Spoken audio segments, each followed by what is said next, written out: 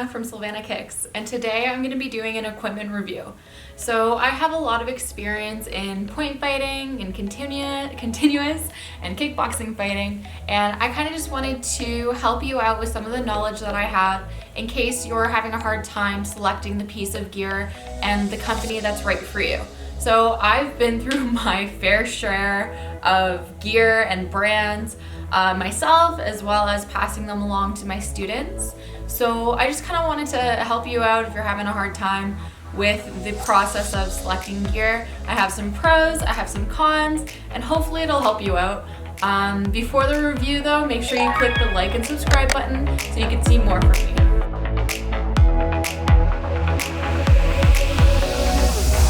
Alright, so foam dip gear. So foam dip gear, in my opinion, is a really understated piece of equipment. A lot of people do not prefer it. I don't prefer wearing it when I'm doing my point fighting. I prefer the more like leather type styles, just because they mold better to your hands and feet, whereas the foam dip really doesn't do that for you. But with that being said, again, this is all just my opinion on my students wearing it and myself. These are very inexpensive. They're a cheap option, and for beginners, that's kind of what you want. Just you're starting out, you're not really sure if you want to invest in a piece of equipment yet. This is a really good start. You just got to make sure that when you're wearing it, you don't poke someone in the eyeball or stick your fingers out, because there is no protection there for your fingertips or your thumb. But yeah, you could get these in from a variety of companies. So these are like Macho ones. You could get them from Proforce, from Century. But I've noticed that like no matter what company it's from, they're all basically the same. So they're very consistent. The Velcro on them, I haven't seen them go faulty. They stay strong. So Velcro is like really good on these, which you expect from most gear, but some you do not get strong Velcro. I could do a review on that specific brand as well, depending on how well this one goes.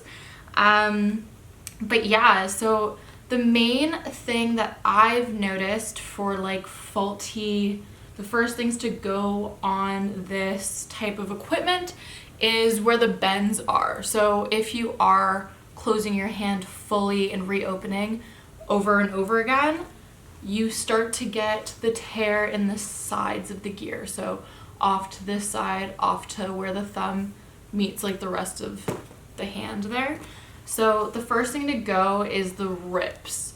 So that is a very dangerous thing, especially with this type of material, because if you're sparring with something that's like that, where it's ripped and it's like a, kind of want to say like a sharper type of material, you're gonna cut your partner.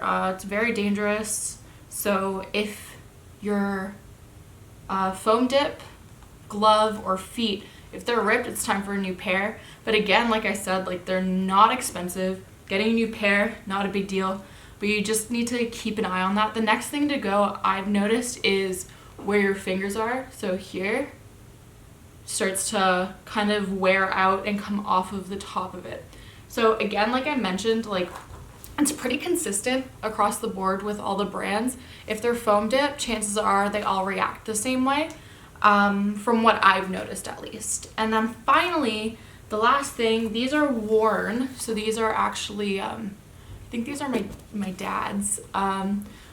If you look closely, you'll see some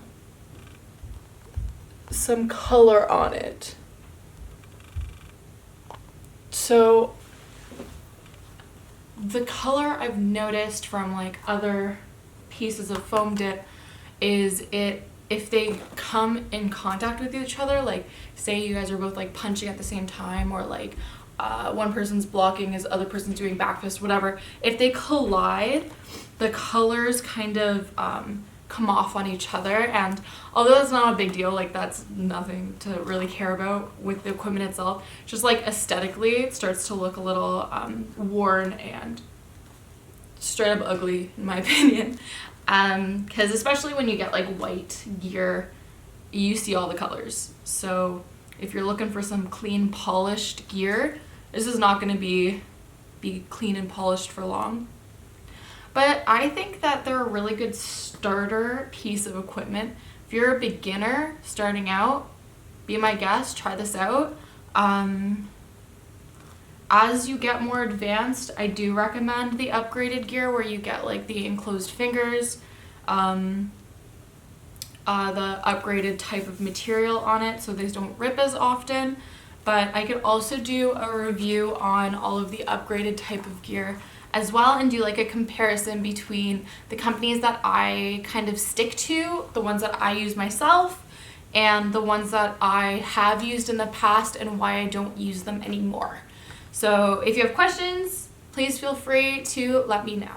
So that's all I have for you for foam dip hand gear.